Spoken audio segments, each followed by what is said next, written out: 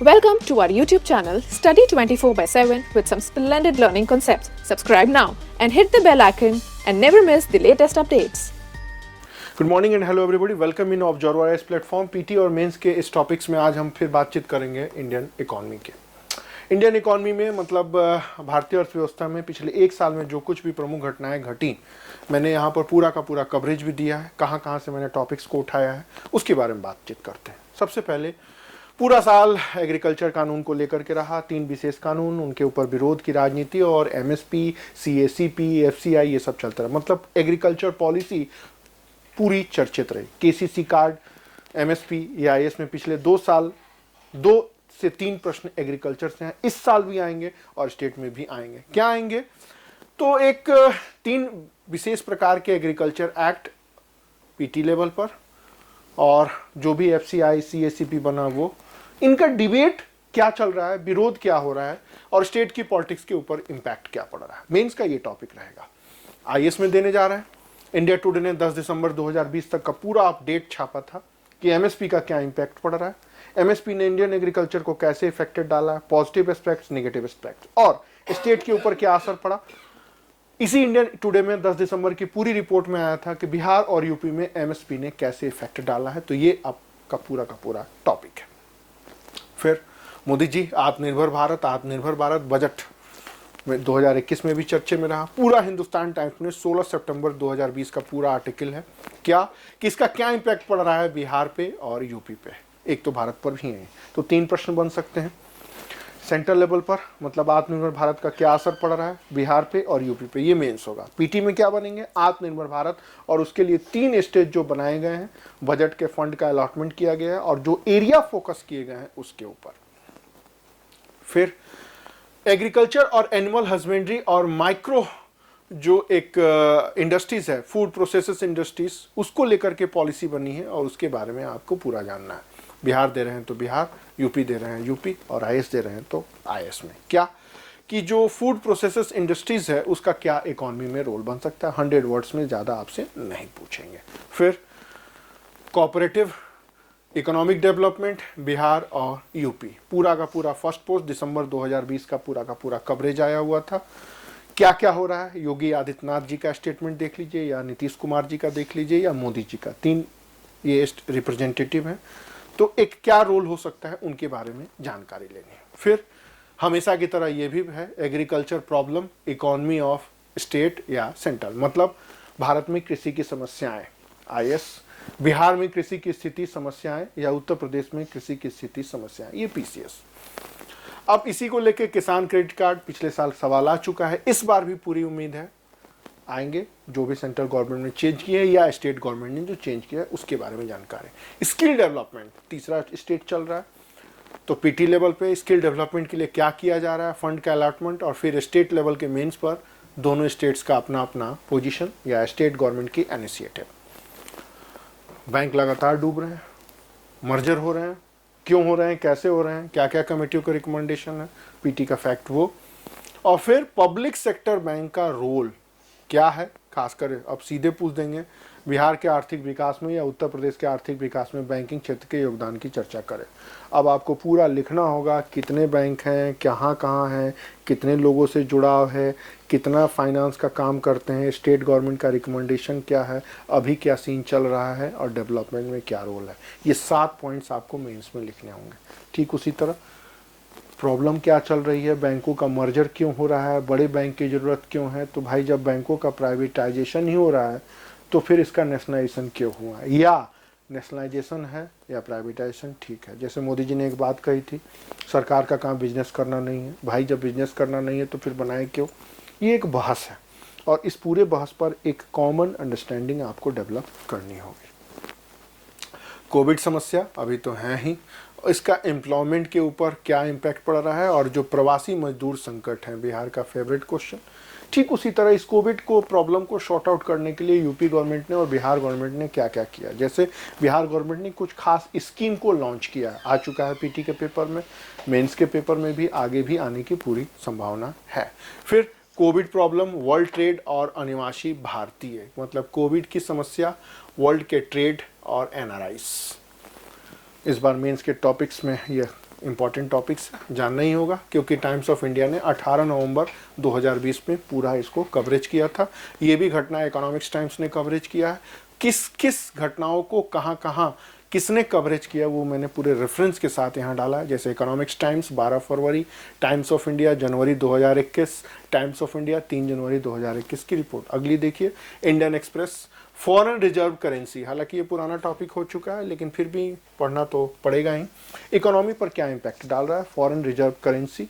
फिर एक नया टॉपिक है इंटर क्रॉपिंग एग्रीकल्चर, पिछले साल के आईएएस के पेपर में आ चुका है। फिर आपसे पूछेंगे इंटर क्रॉपिंग एग्रीकल्चर का क्या स्टेटस है। बिहार देने जा रहे हैं बिहार, यूपी देने जा रहे हैं तो यूपी।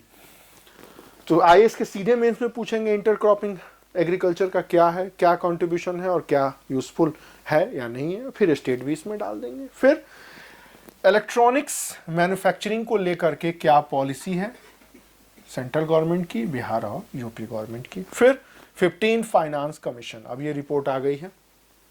5 साल पहली बार हुआ है कि 2020 से 25 में ना इसको इम्प्लीमेंट होके 1 अप्रैल 2021 से 2026 तक इम्प्लीमेंट होगा।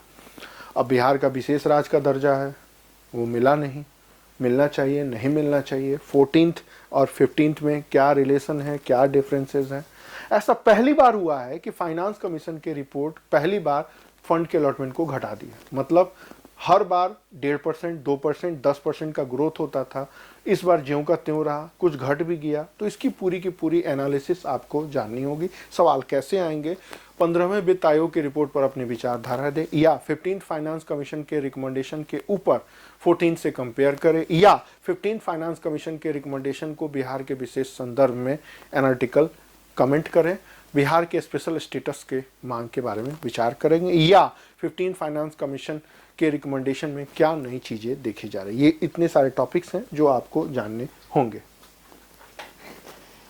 ठीक उसी तरह एग्रीकल्चर और एनिमल हस्बेंड्री को लेकर के गवर्नमेंट ने नई योजनाएं बनाई है। पीटी का फेवरेट क्वेश्चन है, बिहार और यूपी के डेवलपमेंट में इसकी क्या आवश्यकता है, ये मेंस का क्वेश्चन है। बिहार गवर्नमेंट की वेबसाइट पर फरवरी 2021 में पूरी रिपोर्ट आई है।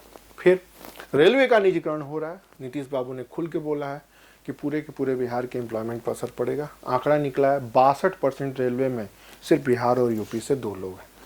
न्यूज़ 18 का पूरा कवरेज है। सीधे से पूछेंगे रेलवे का प्राइवेटाइजेशन होना चाहिए, इसका एम्प्लॉयमेंट पे क्या असर पड़ेगा अगर बिहार दे रहे हैं तो। एक वेजेज पॉलिसी आई है, इसने भी बिहार गवर्नमेंट के साइट्स पर आया, और बिहार के इसमें जो वर्कर्स हैं उनका क्या असर पड़ेगा। ठीक है। फिर ग्लोबल मल्टी डायमेंशनल इंडेक्स आया, छोड़ भी नहीं सकते हैं। इकोनॉमिक्स टाइम्स ने पूरा कवरेज किया था। बहुआयामी गरीबी सूचकांक, बिहार में गरीबी नियंत्रण कार्यक्रम, या गरीबी क्या है, गरीबी की स्थिति के ऊपर अपने कमेंट करें, और सेंट्रल गवर्नमेंट ने पॉवर्टी को कंट्रोल करने के लिए क्या पॉलिसी अपनाई है कमेंट करें। ठीक उसी तरह स्टेट गवर्नमेंट का जो अपना पॉलिसी है। जैविक कृषि आउटलुक ने कवर किया है, मार्च 2020 तक आई। सीधी सी बात है, कल के अखबार में भी देखिए तो जैविक कृषि के बारे में बात आई। योगी बाबा ने भी बोला, नीतीश बाबू ने भी बोला है। सीधे पूछेंगे इसकी क्या नीड है, क्या इम्पोर्टेंस है और क्या पोजीशन चल रहा है। तो आपको सारे डाटा फैक्ट फिगर इसमें आपको इम्प्लीमेंट करना होगा। आयुष्मान भारत बजट 2021 में देखिए हेल्थ का सेक्टर का बजट बढ़ गया। तो आयुष्मान भारत क्या है, तीसरे स्टेज में क्या हुआ, बजट 2021 में क्या फंड का अलॉटमेंट हुआ, पीटी का क्वेश्चन, और बिहार के हेल्थ के स्टेटस में या यूपी के हेल्थ स्टेटस में इनका क्या कंट्रीब्यूशन हो सकता है। सीधे सीधे में इसका क्वेश्चन बनेगा। ये तो इंपॉर्टेंट है ही। न्यू एग्रीकल्चर एक्ट, इनका क्या डिस्प्यूट चल रहा है, और बिहार या यूपी में इसका क्या असर पड़ सकता है। सबसे इंपॉर्टेंट क्वेश्चन इस बार में इसका यही है। फिर उसके बाद और आप देखें पराली दहन, दिल्ली की जो है, सीधी से पूछेंगे पराली दहन का क्या प्रभाव पड़ रहा है। आईएएस में 100 वर्ड से ज़्यादा संभावना नहीं है। हो सकता है स्टेट का भी पूछ ले, क्योंकि बिहार और यूपी में पराली दहन उतनी बड़ी समस्या फिलहाल नहीं है। फिर एग्रीकल्चर सेक्टर का प्रॉब्लम क्या चल रहा है, और न्यू एक्ट क्या इसमें चेंज ला सकता है। हिंदुस्तान टाइम्स जनवरी 2021 तक लगातार आया। एमएसपी का बिहार में क्या रोल है, या बिहार में प्रोटेस्ट क्यों नहीं हो रहा है, या यूपी में सिर्फ वेस्ट यूपी में प्रोटेस्ट ही क्यों लिमिटेड है। इस तरह की तमाम बातें। ठीक है। फिर उसके बाद से कोऑपरेटिव पॉलिसी यहाँ भी इम्पॉर्टेंट है। और कोऑपरेटिव पॉलिसी डेवलपमेंट में कैसे कर रहा है, हालांकि ये टॉपिक पहले हम डिस्कस कर चुके हैं।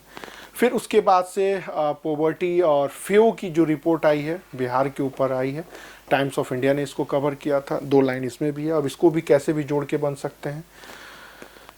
अंतर्राष्ट्रीय श्रम संगठन में एक भारतीय गए हुए हैं, उन्होंने कुछ बातें कही हैं और इसका क्या यूटिलाइजेशन हो सकता है वो भी है। वर्ल्ड बैंक का पॉवर्टी और बिहार और उसके ऊपर भी रिपोर्ट आया है, उसके बारे में भी है, इकोनॉमिक्स टाइम्स ने कवर किया है उसके बारे में। मिनिमम सपोर्ट प्राइस सबसे इंपॉर्टेंट क्वेश्चन इस बार के पीटी और मेंस दोनों में।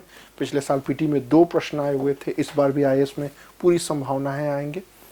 फिर उसके बाद ये 7 निश्चय इंडिया टुडे ने कवर किया है। 7 निश्चय 2 एक हो चुका है, दूसरा दौर क्या रहा है पीटी का क्वेश्चन और इसका क्या इम्पैक्ट हो सकता है। फिर जल जीवन मिशन, हरियाली मिशन, फिर इकोनॉमिक प्रॉब्लम या सुझाव या मॉल न्यूट्रिशन, कुपोषण हमेशा से इम्पॉर्टेंट रहता है, ह्यूमन रिसोर्स मैनेजमेंट, जीएसटी का प्रॉब्लम, इंफ्रास्ट्रक्चर का पोजीशन और डेवलपमेंट के प्रयास, ये सारी चीज़ें हैं। कहाँ कहाँ से कवर हुआ है वो मैंने डेट भी और सारे रिसोर्स भी डाले हैं। इंडियन एक्सप्रेस हुआ या इंडिया ईयर बुक हुआ या योजना ने जो जो कवर किया है, एक साल में पूरे देश में क्या हलचल चली वो डेट के साथ मैंने कवर किया और सवाल यहीं से पीटी और मेंस में बनते हैं।